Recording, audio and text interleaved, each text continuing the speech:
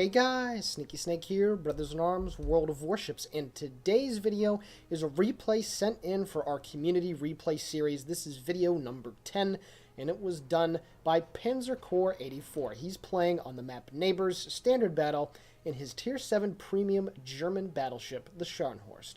So if you want to send a replay into our channel, send the replay file, or if you have Aslan's mod, you can take the replay notepad file and send it to our email at all caps BIA and then worldofwarships@gmail.com. Please send, of course, the file, the post-game screenshots, a slight description of the game, and then, of course, if you want myself, the Sneaky Snake, Puddin597, or ElasticSpyder to do the commentary, if you so desire, then please mention that in the email submission as well. So the Scharnhorst. The Scharnhorst is a battleship that has been featured quite a bit on our YouTube channel. Certainly this is one of the most popular ships in the game. At Tier 7, it is a very, very solid battleship. Obviously, for those of you that know, it has very low caliber guns, 283 millimeters to be exact, on a battleship. However, you are accentuated by having 9 of them, and you have a fantastic rate of fire to go along with the German turtleback armor design. You have pretty decent AA. Of course, you get 2 torpedo tubes per side with 3 apiece, and this thing is also really fast. It's somewhat maneuverable. This thing is, quite frankly, just a Swiss Army knife of German destruction and engineering, and in the right hands, this thing is probably one of the deadliest ships in the game, to come across when it's skippered by a very competent captain. And as you're going to see in this replay here, Panzerkorps 84 certainly knows what's up. So here on the map Neighbors, most of the combat, at least in my experiences, takes place up along the C and D line, right where it intersects with the 7 and 8 line, right in that big cluster of islands over there where destroyers have plenty of cover to move around. There's enough open water between the islands for battleships and cruisers to maneuver around as well. And generally speaking, whoever takes that part of the map and then swings around into the enemy's base is the victor. When we're talking about domination, there is a capture point up there where I already mentioned, and there's also one in the middle of the map right next to the big island in C zone Echo 6. And generally, once again, if you take control of those islands up there, you're going to be in pretty good shape. So here at the beginning of the game, he got his first salvo off against the enemy Alba, does just over 4,000 damage with 3 shellets. Now the thing about the armor piercing on the Scharnhorst is that it's only 283 millimeters, and you'd be surprised what heavy cruisers are able to bounce. Right there, the Alba only takes 3,200 points of damage off of 2 penetrating hits. You're going to notice with the Scharnhorst that when you do land a lot of shells, you can still do quite a bit of damage, especially if you're shooting at very flimsy ships like a Pensacola, and even battleships as well, as long as you're able to close the distance. But the one thing that you don't really want to do in this ship is engage in long-range gunfights with battleships that have calibers of up to 15 inches and more, because once you start diving into ships like Tirpitzes, North Carolinas, Amagis, they're just going to make a fool out of you at long-range combat.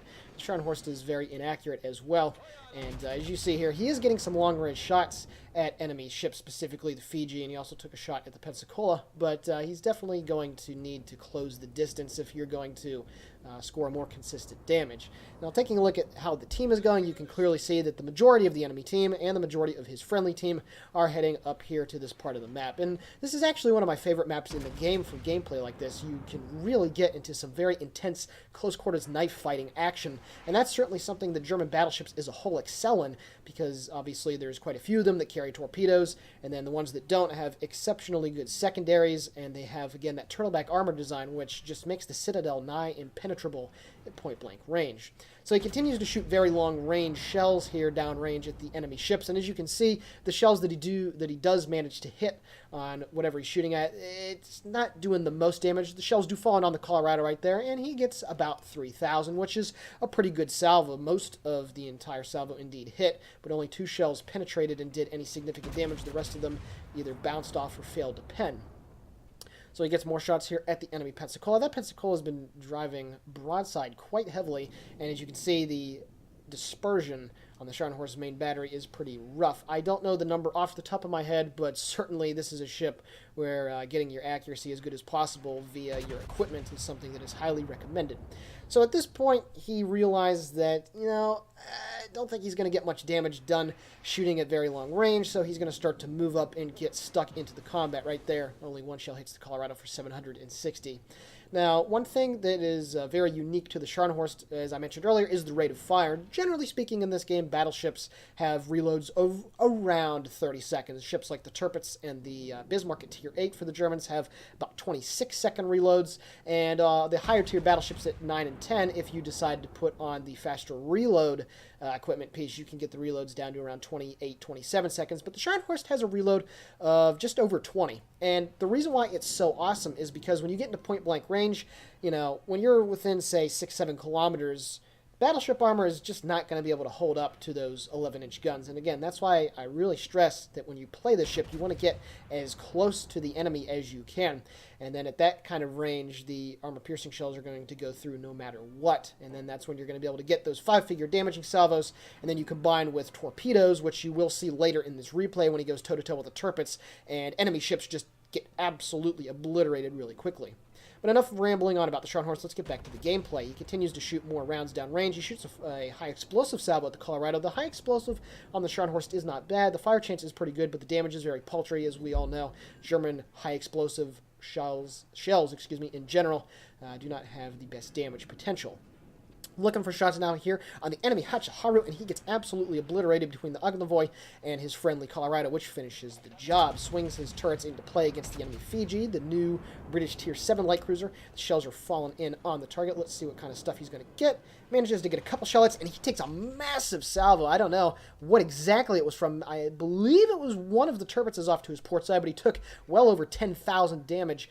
And while the Scharnhorst, like I said earlier, does not have the easiest citadel to penetrate, when you take ginormous broadsides at long range, you take massive amounts of just general penetrating damage. And while you can get quite a bit of it back, right there, he is able to land a citadel on the enemy Fiji, does just under 10,000 points of damage, secures his first kill of the game, 30,000 points of damage off of 26 shell hits, 2 incapacitations, and of course the citadel right into the side of that British light cruiser. So right now the score is 439 to 319. The enemy team has already lost 5 ships to his team's 3, as he gets another solid salvo to fall in on the enemy Colorado. So now, at this point, he's going to start to turn in towards the enemy and get a little bit closer. And again, I can't stress this enough. When you're in the Scharnhorst, you really want to get to those kinds of ranges where even if it may be a little uncomfortable for you, you're certainly going to put a lot more pressure on those enemy battleships. And even running against Tier 8 battleships like North Carolina and Amagi, if you're able to get really close to them, the trump card is, of course, you have torpedoes and you have the armor to withstand their shells at point-blank range. Shells fallen in on the enemy Bayern, the Tier 6 German battleship, full broadside of armor piercing. A few shells hit, and he does about 2,000 damage. And again, you're just noticing here the shells at longer ranges, just not doing the kind of meaty 5, 6, 7,000 average salvos that you'll get with higher caliber battleships. But nonetheless, still pretty solid stuff anyway. He's now looking for a shot in an enemy Scharnhorst, and I'm not liking the shot that he took there, but hey, at the end of the day, you're trying to deal damage. Shooting against an enemy Scharnhorst with these guns is pretty much guaranteeing you're not going to really do much damage whatsoever, but anyway, none of the shells from his salvo hit. There is 11 minutes and 28 seconds left in the game. His team continues to push in towards the islands. The enemy team is also stalling around along the 6 line where the majority of their ships are at. Shoots an armor-piercing broadside at the enemy Scharnhorst. Unfortunately for him, he starts to turn away just at the last second. When he manages to hit one time, the shell does not penetrate the belt armor. The belt armor on the Scharnhorst is 350 millimeters in places, and it just makes it extremely difficult to penetrate reliably, at least with Scharnhorst caliber 283 millimeter main battery guns. Shoots another broadside out at the enemy Bayern, or excuse me, not the Bayern, the Colorado, and at this moment, as he scores 3,200 damage, the enemy Lexington appears at 22 kilometers, and he is making a beeline straight for him in the Scharnhorst. So at some point, he's going to be within range to shoot at the enemy carrier, and quite frankly, it's very similar to World of Tanks, where whenever an enemy carrier gets spotted, it's just like when artillery gets spotted in World of Tanks. Everybody wants to get a good crack at them as well. The enemy Colorado is slowly burning down. He's at less than 6,000 hit points. He landed another decent salvo on the enemy Bayern, but again, the Lexington is about within range, and as he does, he's got armor piercing loaded and shoots a full broadside out at the enemy American aircraft carrier, the Tier 8.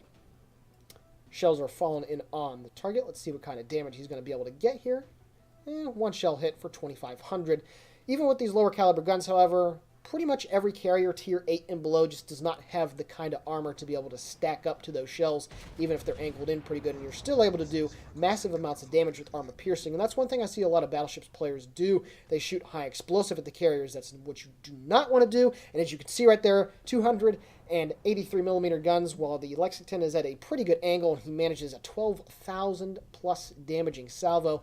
Definitely shoot armor piercing. Now, when we're talking about the tier 9 and 10 carriers, like, say, Taiho and Hakuryu, they finally get really good armored flight decks, and they actually have pretty good armor along the belt as well. So then you can consider shooting high explosive. He's up to almost 60,000 points of damage, 45 shell hits, 1 Citadel, and of course, the British Tier 7 light cruiser Fiji destroyed with a Citadel on the broadside. At this point, he's actually come to a complete stop, and it's just like target practice, just like it would be in real life during the gunnery drills. Shoots yet another broadside out at the Lexington, shells fallen on the target, he manages 3 penetrating strikes for quite a few thousand points of damage. So at this point, he's just biding his time, taking good shots at targets of opportunity that are presenting solid angles to him. He's now deciding which he wants to shoot at. If I were him, I would continue to shoot at the carrier, and he continues to do so as well. Another armor-piercing broadside downrange at the enemy Lexington. And you can see her at longer ranges. The dispersion, as I mentioned earlier, on the Scharnhorst isn't the best, but he still manages to land a few decent salvos there. 3,700 off of 4 shells that penetrated the flight deck and the superstructure. Enemy Scharnhorst is just slightly off of his port bow at about 12 kilometers. Moved into now 10 kilometers as he continues to push in towards his friendly ships that are up there, but unfortunately for that enemy Scharnhorst, he is completely tunnel visioning, and he's going to run into quite the broadside of torpedoes really quickly here as our boy Panzer Corps 84, he now shifts his focus towards the enemy Scharnhorst, and he gets slammed home by 3 torpedoes, and then he is able to finish off the kill with an armor-piercing broadside. Only 825 damage done, but nonetheless, the second ship destroyed in the game for Panzer Corps, and he is up to 67,000 points of damage off of 57 shell hits, 1 Citadel, and now 2 ships destroyed. So his team still has a pretty good lead, 495 to 345. The enemy team only has 4 ships left, and his team has 6, so they still have the advantage right there, but this game is still far from being over. The enemy Tirpitz takes out the friendly Tirpitz, and now the enemy team has closed the distance yet again. Gets about 4,000 damage done on the Lexington, and he's looking for the coup de grace here on the enemy carrier. The enemy team actually takes the lead now as the enemy Scharnhorst takes care of the friendly York, but then a solid broadside from a friendly ship is able to take care of the Lexington with the fire. The Tirpitz snags the kill, and his team retakes the lead yet again. So with 7 minutes and 18 seconds left in the game, he has 71,000 points of damage. The scores are 442 to 367, and at this point, he's going to start moving forward and get his act together. So far, Panzer Corps 84 has done pretty good. I would definitely recommend to be slightly more aggressive, but hey, 2 kills, 71,000 points of damage. If he were to die right now, this would certainly be a pretty decent effort in his ship. But there's still more ships to be killed, and still more work to be done. The enemy Tirpitz is at 22 kilometers, but he's going to be rapidly closing the distance. And it's at this point that Panzer Corps decides, all right, I've had enough of shooting at range, and I'm going to go get stuck in at close-range brawling with this enemy Tirpitz. So one thing when a Scharnhorst goes up against an enemy Tirpitz is obviously it has torpedoes as well, but it gets 4 on a broadside instead of 3. So I definitely say when you're trying to engage that premium tier 8 German battleship that you want to drop your torpedoes at probably a slightly longer range than, the German torpedoes are 6 kilometers. You might want to stay a little farther away before you drop them. But also, since the Scharnhorst has better rudder shift and slightly better maneuverability and turning circle as well, you also want to try and get both of your torpedo salvos out. And you're going to see that example coming up here when the Tirpitz takes out the friendly Ognivoy. You're going to see exactly what I'm talking about. That's the one thing about the Scharnhorst. Since it's able to turn better, you're able to get your torpedoes into action a lot better. It still has the same glorious broadside ankles that the Tirpitz has in terms of being able to drop its torpedoes, its metal fishes. The friendly Ognivoy launches his full salvo of torpedoes at the Tirpitz. He manages to get, it looks like, 2 torpedo hits. The Tirpitz takes about 20k damage from it, but unfortunately for the Ognivoy, the enemy Tirpitz takes him out, and now the scores are dead even at 431. There are 3 ships left on each team, and now Panzer Corps 84 is going hardcore right now against this German battleship. So he starts by shooting high explosive. Not a bad idea. Again, armor piercing against well-angled battleships, even if they're lower tier, generally doesn't do the most damage unless you're at point-blank range and you're shooting into an unsaturated superstructure. And while the Tirpitz' superstructure hasn't been saturated with too much damage, he's going to continue to fire the high explosive. The Tirpitz' front guns land just short of his Scharnhorst, and he shoots his next forward pair. And you can see even the dispersion here at 8 kilometers, not the best. He does manage to land 3 shells and disable about 10 AA guns there. But, yeah, certainly not the most damage done and not a fire set either. He's got 5 seconds left on the reload. His AA manages to shoot down one of the enemy fighters in the fighter squadron that is over there. And now he continues to shoot. Another high explosive salvo out. Manages to do about 4,000 damage and sets a fire. And the Tirpitz does not as well. Now, here's what I'm talking about. He decides to launch his torpedoes from quite a bit away. And while it's not necessarily a good play to make, I don't necessarily blame him for doing so, because now, as I mentioned earlier, he's going to swing around and get his extra set of torpedoes, and he is able to anticipate the enemy Tirpitz dropping his load of fish as well, and all 4 of his are going to land, or not land, they're going to fly by harmlessly off of his starboard side, and it looks like he's going to get at least 1 hit on the enemy Tirpitz, and he completely pulls a Notzer, runs into the island in front of him. One of his metal fishes lands right in the stern of the Tirpitz and causes a flooding. And now the Tirpitz is going to be on fire and flooding, and as you can see here, he is now going to be swinging around to use his starboard side torpedoes, and with the glorious angle, this enemy Tirpitz is absolutely screwed. Now, did it help that he ran into the island? Well, absolutely, but as you can see here, the enemy Tirpitz is not able to get his starboard side of torpedoes off as well, because although it has really good broadside angles for releasing its torpedoes, at that angle that Panzer Corps was out, he was not able to, and he managed to land 2 more torpedoes, slam him home, destroy the enemy Tirpitz, picks up his 3rd kill of the game, 117,000 points of damage, 88 shell hits, 1 plane shot down, 1 citadel, 3 ships destroyed, a fire set, 21 secondary hits, and of course the 3 torpedoes. So, what a solid showing right there in the Scharnhorst, getting in close range, forcing the enemy Tirpitz to abide by your rules and abide by your aggression, forced him to run into the island, and then utilize the very good broadside angles to be able to take care of the enemy battleship. There's now only 1 enemy ship left, and he is down next to his base. 541 to 365 now, and this game is in the bag. So, for the next few minutes, he's just kind of sailing around. He's not going to come across the enemy cruiser that's left. So now we're going to skip ahead to the end of the game. This will be a victory. A very solid showing by Panzer Corps 84 in the Tier 7 German battleship, the Scharnhorst.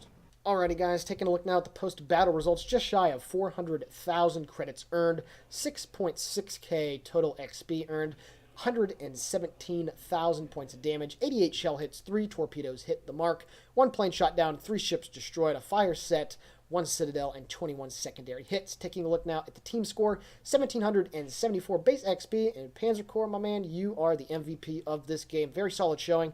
Thank you very much for sending in the replay, and we really appreciate when you guys send in the replays to our YouTube channel, so please keep them coming. And with that being said, the Sneaky Snake here for Brothers in Arms World of Warships signing off. Have a great day, and I'll catch you next time.